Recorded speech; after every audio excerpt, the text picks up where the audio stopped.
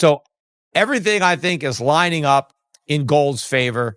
I think this is not the end of the bull market like some of the stock traders might have thought. 4,000 is not the top. Silver is not the top 50 is not the top in silver. In fact, 50 is probably now the bottom of silver, right? Any dip below 50, you want to buy because you're probably buying the floor, right? 50 is probably the new 30, right? I said the same thing when silver got above 30, that's probably the support. And that's what happened. Couple of dips below, but now here we are, 50. And 50 may be the new support. I think you're lucky to be buying silver at around $50. You're lucky that we got that sell-off. And there's probably a lot of shorts. Gold just smashed through $4,200 an ounce, and silver is exploding past $50 in what looks like the biggest short squeeze in decades. The mainstream media is confused, but Peter Schiff isn't. He's calling this the start of a massive repricing of real money. He says 2025 won't mark the end of this rally. It's the beginning of the next global reset. And for anyone holding gold or silver right now, this could be the most important moment in your lifetime. I don't think we squeezed the shorts yet. There are a lot of shorts in silver. I think they probably came out selling on Thursday and kind of helped jackhammer the market down, trying to protect their short positions. But I think the mother of all short squeezes is coming, and it's coming for silver. And you know what? It's been a long time coming. I think the silver shorts have it coming. And so I'm not going to shed any tears for silver shorts that end up losing a lot of money. And what a week for gold and silver. You know, when I recorded the Friday market wrap last Friday, I mentioned that last weekend may have been the last weekend where you could buy gold below $4,000 an ounce and silver below 50. And you know what? That may well have been the case because gold is now over 4,000. In fact, it hit a new all-time record high on Wednesday of 4,056-ish, I think is what I recall. Silver actually got above $51 yesterday and then touched $51 again today. Now, it had resistance up at that level. And in fact, yesterday, when silver gapped up to $51 here in New York, or New York hours, there was a big sell-off. Silver dropped back down below 49 after trading above 51. So there was a lot of people that sold the new high. Now, there was a lot of concern the prior day that silver would not get above 50 because the silver stocks actually were weak on Wednesday because I think traders were expecting a decline. And then when we got the huge gap up on Thursday, all those silver and gold stocks gapped way up. But then we got the sell-off from the higher level, and gold and silver stocks had one of their worst days of the year, maybe of the bull market. Silver stocks in particular, on a day that silver traded above 51 for the first time and closed above 49. It was still a strong positive close, just not above 50. You had a lot of silver stocks down, 5 to 8%. So they got clobbered. And again, that just shows you how nervous investors are and how quickly they run for the exits on any sign that, oh no, maybe there's a top, maybe there's going to be a correction. So far, nothing indicates to me that that is the case, especially considering the fact that silver recovered and closed really, I think, above $50 on the week. This is the highest daily close ever for silver. It's the highest weekly close ever for silver. I think the same for gold. This is the highest gold has ever closed a week. In fact, it's never closed above 4,000. And, now it's closed a week above 4,000, not just the day.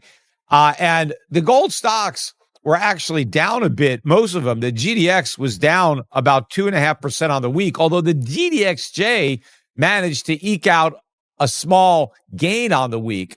But all of this was the result of the big drop that we had on Thursday. Now, you would have thought that maybe the gold and silver stocks would have recovered some of that drop today, but I think the overall carnage in the stock market prevented that from happening. The Dow had one of its worst days of the year, down about 880 points or so, 878 points. This week, I saw more media coverage of gold than I've seen in a long time. The latest market action is sending shockwaves through Wall Street. Gold breaking above $4,200 for the first time ever isn't just another headline. It's the loudest alarm the financial system has heard in decades. Traders are scrambling as U.S.-China trade tensions rise again. The Fed signals rate cuts, and investors flee from stocks into hard assets. Major banks like Bank of America have already lifted their 2026 targets to 5,000 gold and 65 silver, while physical supply in London and New York is vanishing fast. Peter Schiff believes the writing's on the wall. 4,000 isn't the top, he says. It's the new floor. Silver at 50? That's the new 30. He argues that any dip below $50 is a buying opportunity, not a warning sign. The silver market, loaded with leveraged short positions, is a ticking time bomb. Schiff calls it the mother of all short squeezes, waiting to detonate. When it does, he expects silver to gap violently higher, possibly into triple digits. He also reminds investors that both metals just logged historic weekly closes. Gold above $4,000 and silver above its 1980 high for the first time ever. The pullback in mining stocks? Just weak hands running for the exits, mistaking volatility for a top. Schiff says these shakeouts are healthy. They clear out speculators and let the next leg of the bull market ignite. Meanwhile, the media keeps pretending this rally is about European fears or temporary inflation. Schiff laughs that off. Gold is rising in dollars, he says, because the dollar itself is weakening. The government's debt spiral, renewed tariffs, and trillion-dollar deficits are destroying confidence in fiat money. Every Monday, the metals gap higher, proof that waiting for a perfect entry is a losing game. His advice is blunt. Stop trying to time perfection. Start owning what's real before the crowd wakes up. And that's what made me think that, well, maybe we'll have a pullback because now the media is finally talking about gold. And that's possible, right? We may pull back. I wouldn't want to bet on it. And even if we get a pullback, I don't expect the pullback to be significant. I think there's too much buying that's going to be coming into the market for there to be that big of a pullback. And therefore, it doesn't make any sense to wait for one. It makes much more sense to do exactly on these market wraps every week, which is just buy, right? Don't wait for Monday. Don't even wait for Sunday night. You watch this video, go and buy gold or silver from Schiff Gold and do it now, right away. Don't wait. If it's Friday night you're watching this, buy Friday night. Saturday morning, Saturday afternoon, same thing. Even Sunday morning. Because chances are there won't be a big move until the Asian markets open for trading later Sunday night. You want to get in before that because so far, every Monday, these markets gap up. This week was no exception. Gold was up like $70 an ounce on Monday. Silver was up big too, maybe $1. I forget exactly how much, but everybody who took my advice and bought over the weekend captured all of this week's gains. You got the 3% gain in gold, and you got the 4.5% gain in silver. Now, my guess is, given this volatility that's going on in the stock markets, given the risk and the uncertainty now with these higher tariffs and the reimposition of that kind of risk, now that gold is already closed above 4,000, that is a significant psychological breakthrough. And silver hitting an all-time record high. That's the one thing that hasn't happened. Gold was hitting record highs, but silver had not. And that was one of the reasons I kept telling everybody, buy some silver, because it hasn't even gotten back to its 1980 peak. Well, now it took out the 1980 peak. Silver finally made an all-time record high, and it closed at an all-time closing high. So you have silver breaking out above 50. You have gold breaking out above 4,000. I think it's far more likely that money is going to rush in to buy that breakout then is going to cash out and take profits. In fact, I think the profit taking already happened on Thursday. I think the guys that wanted to sell the highs already did it. And then some weaker hands got flushed out because they were afraid that the market was going to drop more. And so they got out, which is great. You always want to shake out, the weaker players, the leverage players, the players that don't have real conviction in the trade. Get rid of that dead wood, and it's easier for the market to go up. So I would not be surprised if there is a huge move up again in gold and silver. In fact, I wouldn't be surprised if silver gaps above 51 on Monday. And who knows where gold's going to be? I mean, gold could hit 4,100. I mean, maybe gold will be up $100, or it closed around 4,018 or something like that. So it doesn't quite need to be up $100. But if it's up $50, it's at a new all-time record high. But to me, I think it's very likely that that's going to happen. But getting back to what I was talking about in the media has finally been talking about gold. And the frustrating part about it is they have no idea why it's going up.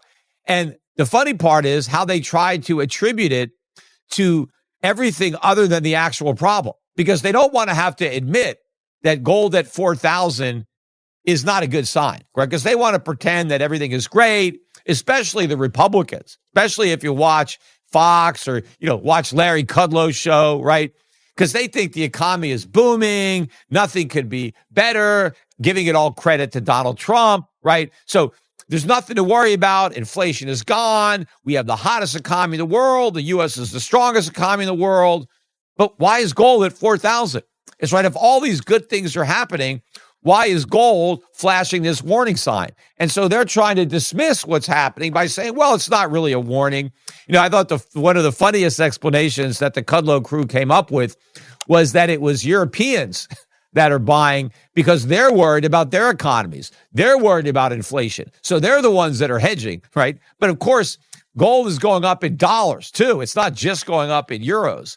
We have an inflation problem. They just don't want to admit that. So here's the big question. If Peter Schiff is right, and this breakout is just the first stage, how high can it go? Are we heading for $5,000 gold and $100 silver? Or will Wall Street find one last way to suppress the truth? Drop your take below. Are you stacking, waiting, or already all in? Let's see where the community stands. If you want to stay ahead of what could be the biggest wealth shift of our generation, subscribe to @MetalWatch, tap the bell icon, and hit that like button. Every week we'll bring you the latest price updates, insider analysis, and on-the-ground market data as this gold and silver revolution unfolds.